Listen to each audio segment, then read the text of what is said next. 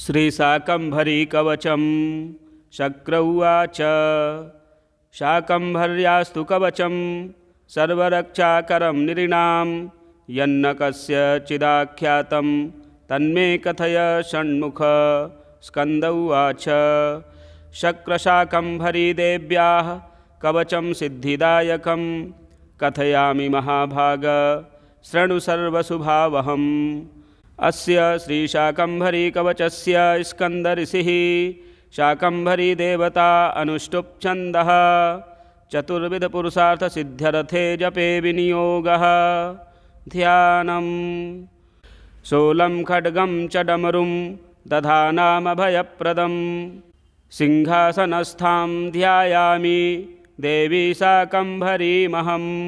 अथ कवचं शाकम्भरी शिरः पातु नेत्रे मे रक्तदन्तिका कर्णोरमे नन्दजः पातु नासिकां पातु पार्वती ओष्ठौ पातु महाकाली महालक्ष्मीश्च मे मुखं महासरस्वतीं जिह्वां चामुण्डावतु मे रदां कालकण्ठसती कण्ठं भद्रकाली करद्वयं हृदयं पातु कौमारी कुक्षिं मे पातु वैष्णवी नाभिं मेऽवतु वाराही ब्राह्मी पार्श्वे ममावतु पृष्ठं मे नारसिंही च योगी सा पातु मे कटिम् ऊरु मे पातु वामोरुर्जानुनी जगदम्बिका जङ्घे मे चण्डिकां पातु पादौ मे पातु शाम्भवी शिरः प्रभृति पादान्तं पातु मां सर्वमङ्गला रात्रौ पातु दिवा पातु त्रिसन्ध्यं पातु मां शिवा गच्छन्तं पातु तिष्ठन्तं शयानं पातु शूलिनी राजद्वारे च कान्तारे खड्गिनी पातु मां पथि सङ्ग्रामे सङ्कटे वादे नाद्युत्तारे महावने भ्रामणेनात्मशूलस्य पातु मां परमेश्वरी गृहं पातु कुटुम्बं मे पशुक्षेत्रधनादिकं योगक्षेमं च सततं पातु मे वनशङ्करी। इतीदं कवचं पुण्यं शाकम्भर्याः प्रकीर्तितं यस्त्रिसन्ध्यं पठेच्चक्र सर्वापद्भिः समुच्यते तुष्टिं पुष्टिं तथारोग्यं सन्ततिं सम्पदं च शम् शत्रुक्षयं समाप्नोति कवचस्यास्य पाठतः शाकिनी डाकिनीभूत बालग्रहमहाग्रहाः नश्यन्ति दर्शनात्त्रस्ताः कवचं पठतस्तिदं सर्वत्र जयमाप्नोति धनलाभं च पुष्कलं विद्यां वाग्पटुतां चापि शाकम्भर्याः प्रसादतः आवर्तनसहस्रेण कवचस्यास्य वाशव यद्यत् कामयतेऽभीष्टं तत्सर्वं प्राप्नुयाद्ध्रुवं। शक्र उवाच। शाकम्भर्यास्तु कवचं सर्वरक्षाकरं नृणां यन्न कस्यचिदाख्यातं तन्मे कथय षण्मुख। स्कन्द उवाच। शक्रशाकम्भरीदेव्याः कवचं सिद्धिदायकं कथयामि महाभाग शृणु सर्वशुभावहम्। अस्य श्रीशाकम्भरीकवचस्य स्कन्दऋषिः शाकम्भरीदेवता अनुष्टुप् छन्दः चतुर्विधपुरुषार्थसिद्ध्यर्थे जपे विनियोगः। ध्यानम्। शूलं खड्गं च डमरुं दधानामभयप्रदं सिंहासनस्थां ध्यायामि देवी शाकम्भरीमहम्। अथ कवचं शाकम्भरी शिरः पातु नेत्रे मे रक्तदन्तिका कर्णोरमे नन्दजः पातु नासिकां पातु पार्वती ओष्ठौ पातु महाकाली महालक्ष्मीश्च मे मुखं महासरस्वतीं जिह्वां चामुण्डावतु मे रदां कालकण्ठसती कण्ठं भद्रकाली करद्वयं हृदयं पातु कौमारी कुक्षिं मे पातु वैष्णवी नाभिं मेऽवतु वाराही ब्राह्मी पार्श्वे ममावतु। पृष्ठं मे नारसिंही च योगी सा पातु मे कटिम्। ऊरु मे पातु वामोरुर्जानुनी जगदम्बिका। जङ्घे मे चण्डिकां पातु पादौ मे पातु साम्भवी। शिरः प्रभृति पादान्तं पातु मां सर्वमङ्गला। रात्रौ पातु दिवा पातु त्रिसन्ध्यं पातु मां शिवा। गच्छन्तं पातु तिष्ठन्तं शयानं पातु शूलिनी। राजद्वारे च कान्तारे खड्गिनी पातु मां पथि। संग्रामे संकटे वादे नाद्युत्तारे महावने।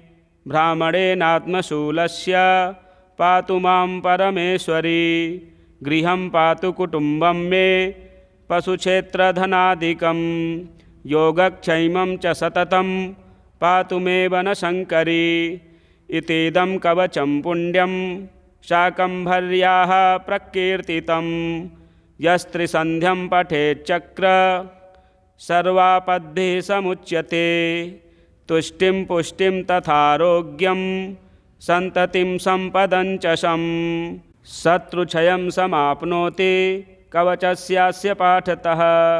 शाकिनी डाकिनीभूत बालग्रहमहाग्रहाः नश्यन्ति दर्शनात्त्रस्ताः कवचं पठतस्तिदं। सर्वत्र जयमाप्नोति धनलाभं च पुष्कलं। विद्यां वाग्पटुतां चापि शाकम्भर्याः प्रसादतः। आवर्तनसहस्रेण कवचस्यास्य वाशव। यद्यत् कामयतेऽभीष्टं तत्सर्वं प्राप्नुयात् ध्रुवम्। शक्र उवाच शाकम्भर्यास्तु कवचं सर्वरक्षाकरं नृणां। यन्न कस्यचिदाख्यातं तन्मे कथय षण्मुख। स्कन्द उवाच शक्रशाकम्भरीदेव्याः कवचं सिद्धिदायकं। कथयामि महाभाग शृणु सर्वशुभावहम्। अस्य श्रीशाकम्भरीकवचस्य स्कन्दऋषिः शाकम्भरीदेवता अनुष्टुप् छन्दः। चतुर्विधपुरुषार्थसिद्ध्यर्थे जपे विनियोगः। ध्यानम्। शूलं खड्गं च डमरुं दधानामभयप्रदं। सिंहासनस्थां ध्यायामि देवी शाकम्भरीमहम्। अथ कवचं शाकम्भरी शिरः पातु नेत्रे मे रक्तदन्तिका। कर्णोरमे नन्दजः पातु नासिकां पातु पार्वती। ओष्ठौ पातु महाकाली महालक्ष्मीश्च मे मुखं। महासरस्वतीं जिह्वां चामुण्डावतु मे रदां। कालकण्ठसती कण्ठं भद्रकाली करद्वयं। हृदयं पातु कौमारी कुक्षिं मे पातु वैष्णवी। नाभिं मेऽवतु वाराही ब्राह्मी पार्श्वे ममावतु। पृष्ठं मे नारसिंही च योगी सा पातु मे कटिम्। ऊरु मे पातु वामोरुर्जानुनी जगदम्बिका। जङ्घे मे चण्डिकां पातु पादौ मे पातु साम्भवी। शिरः प्रभृति पादान्तं पातु मां सर्वमङ्गला। रात्रौ पातु दिवा पातु त्रिसन्ध्यं पातु मां शिवा। गच्छन्तं पातु तिष्ठन्तं शयानं पातु शूलिनी। राजद्वारे च कान्तारे खड्गिनी पातु मां पथि। संग्रामे संकटे वादे नाद्युत्तारे महावने। ब्राह्मणेनात्मशूलस्य पातु मां परमेश्वरी। गृहं पातु कुटुम्बं मे पशुक्षेत्रधनादिकं। योगक्षैमं च सततं पातु मे वनशङ्करी। इतीदं कवचं पुण्यं शाकम्भर्याः प्रकीर्तितं। यस्त्रिसन्ध्यं पठेच्चक्र सर्वापद्भिः समुच्यते।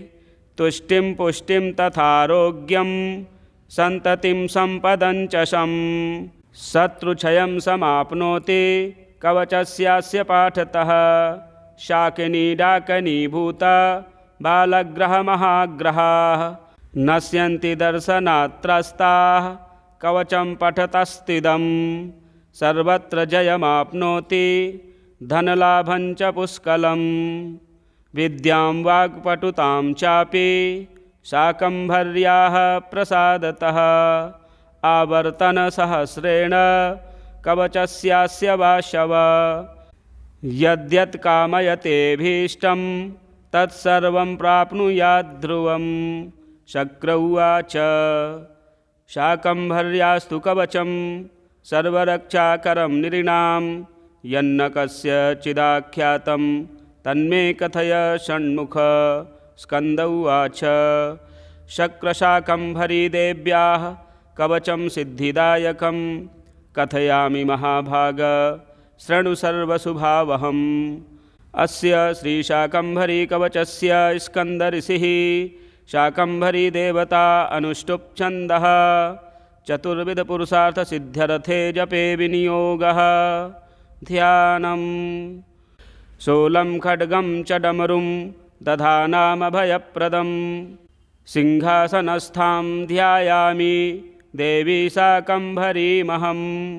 अथ कवचं शाकम्भरी शिरः पातु नेत्रे मे रक्तदन्तिका कर्णोरमे नन्दजः पातु नासिकां पातु पार्वती ओष्ठौ पातु महाकाली महालक्ष्मीश्च मे मुखं महासरस्वतीं जिह्वां चामुण्डावतु मे रदां कालकण्ठसती कण्ठं भद्रकाली करद्वयं हृदयं पातु कौमारी कुक्षिं मे पातु वैष्णवी नाभिं मेऽवतु वाराही ब्राह्मी पार्श्वे ममावतु पृष्ठं मे नारसिंही च योगी सा पातु मे कटिम् ऊरु मे पातु वामोरुर्जानुनी जगदम्बिका जङ्घे मे चण्डिकां पातु पादौ मे पातु शाम्भवी शिरः प्रभृति पादान्तं पातु मां सर्वमङ्गला रात्रौ पातु दिवा पातु त्रिसन्ध्यं पातु मां शिवा गच्छन्तं पातु तिष्ठन्तं शयानं पातु शूलिनी राजद्वारे च कान्तारे खड्गिनी पातु मां पथि सङ्ग्रामे सङ्कटे वादे नाद्युत्तारे महावने भ्रामणेनात्मशूलस्य पातु मां परमेश्वरी गृहं पातु कुटुम्बं मे पशुक्षेत्रधनादिकं योगक्षैमं च सततं पातु मे वनशङ्करी इतीदं कवचं पुण्यं शाकम्भर्याः प्रकीर्तितं यस्त्रिसन्ध्यं पठेच्चक्र सर्वापद्भिः समुच्यते तुष्टिं पुष्टिं तथारोग्यं सन्ततिं सम्पदं च शं शत्रुक्षयं समाप्नोति कवचस्यास्य पाठतः शाकिनी डाकिनीभूत बालग्रहमहाग्रहाः नश्यन्ति दर्शनात्त्रस्ताः कवचं पठतस्तिदं सर्वत्र जयमाप्नोति धनलाभं च पुष्कलं विद्यां वाक्पटुतां चापि शाकम्भर्याः प्रसादतः आवर्तनसहस्रेण कवचस्यास्य वाशव यद्यत् कामयतेऽभीष्टं तत्सर्वं प्राप्नुयात् ध्रुवं। शक्र उवाच शाकम्भर्यास्तु कवचं सर्वरक्षाकरं नृणां यन्न कस्यचिदाख्यातं तन्मे कथय षण्मुख।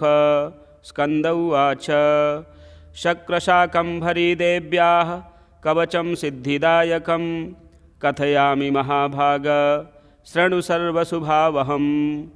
अस्य श्रीशाकम्भरीकवचस्य स्कन्दऋषिः शाकम्भरीदेवता अनुष्टुप् छन्दः चतुर्विधपुरुषार्थसिद्ध्यर्थे जपे विनियोगः। ध्यानम् शूलं खड्गं च डमरुं दधानामभयप्रदं सिंहासनस्थां ध्यायामि देवी शाकम्भरीमहम्।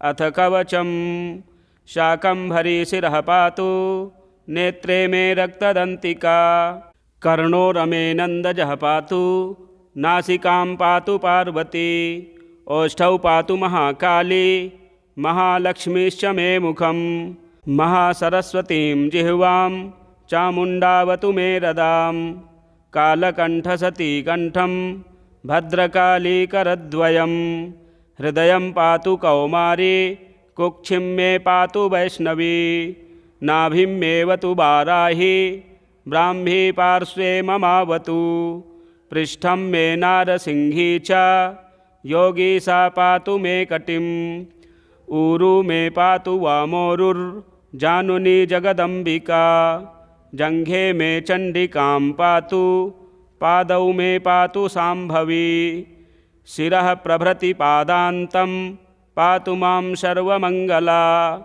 रात्रौ पातु दिवा पातु त्रिसन्ध्यं पातु मां शिवा गच्छन्तं पातु तिष्ठन्तं शयानं पातु शूलिनी राजद्वारे च कान्तारे खड्गिनी पातु मां पथि संग्रामे संकटे वादे नाद्युत्तारे महावने ब्राह्मणेनात्मशूलस्य पातु मां परमेश्वरी गृहं पातु कुटुम्बं मे पशुक्षेत्रधनादिकं योगक्षेमं च सततं पातु मे वनशङ्करी इतीदं कवचं पुण्यं शाकम्भर्याः प्रकीर्तितं यस्त्रिसन्ध्यं पठेच्चक्र सर्वापद्भिः समुच्यते तुष्टिं पुष्टिं तथारोग्यं सन्ततिं सम्पदं च शं शत्रुक्षयं समाप्नोति कवचस्यास्य पाठतः शाकिनी डाकिनी भूत बालग्रहमहाग्रहाः नश्यन्ति दर्शनात्त्रस्ताः कवचं पठतस्तिदं सर्वत्र जयमाप्नोति धनलाभं च पुष्कलं विद्यां वाक्पटुतां चापि शाकम्भर्याः प्रसादतः आवर्तनसहस्रेण कवचस्यास्य वाशव यद्यत् कामयतेऽभीष्टं तत्सर्वं प्राप्नुयात् ध्रुवम्। श्री स्कंद पुराणे स्कंद प्रोक्तम शाकंभरी कवचम संपूर्णम। प्रिय दर्शकों, शाकंभरी पूर्णिमा के दिन इस स्तोत्र का पाठ करने से संपूर्ण मनोकामनाएं पूर्ण होती हैं। आप इसका पाठ अवश्य करें। यदि चैनल में नए हैं तो चैनल को भी सब्सक्राइब करें, वीडियो शेयर करें, लाइक करें। जय श्री राम।